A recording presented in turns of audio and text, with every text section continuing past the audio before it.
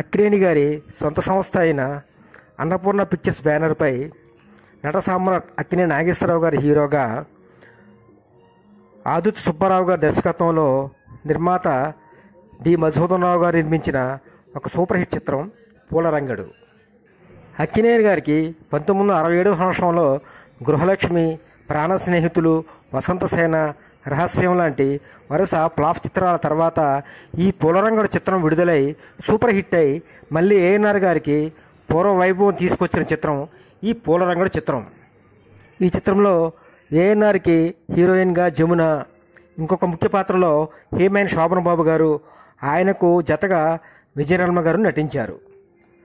శోభన్ బాబు గారు, విజయనిర్మ గారు కలిసి నటించిన మొదటి చిత్రం పిన్ని చిత్రం విడుదలై విజయవంతమైనది. వీళ్ళిద్దరి కాంబినేషన్లో వచ్చిన రెండవ చిత్రం ఈ పూలరంగడు చిత్రం.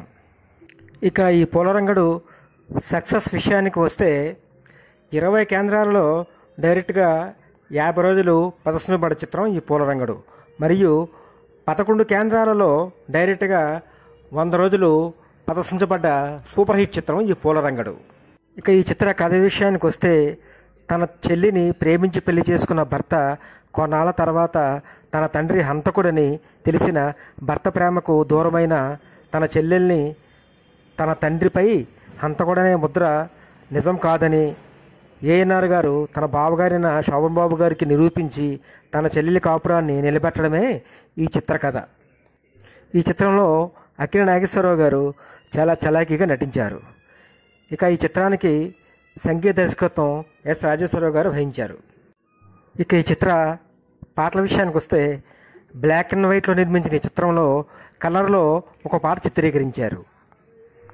ఏఎన్ఆర్ గారిపై చిత్రీకరించిన నీ జిలుగు పైట నీడలోన నిలువని నన్ను నిలువని హైలైట్స్ అనే ఒక్క పాట కలర్లో ఉంటుంది.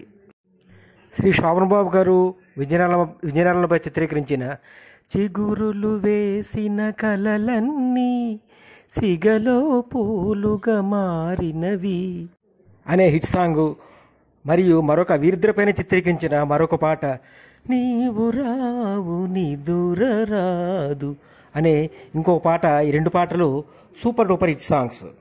మరియు ఏఎన్ఆర్ గారిపై చిత్రీకరించిన ఒక బుర్రకథ మరియు సింగిల్ సాంగ్ నీతికి నిలబడి నిజాయితీగా పదరా ముందుకు పదరా అనే పాటలు కూడా చాలా చక్కగా ఉంటుంది. ఈ చిత్రంలో ముఖ్యమైన విషయం ఏమిటంటే, ఈ చిత్రంలో గుమ్మడి గారు విలన్గా నటించారు.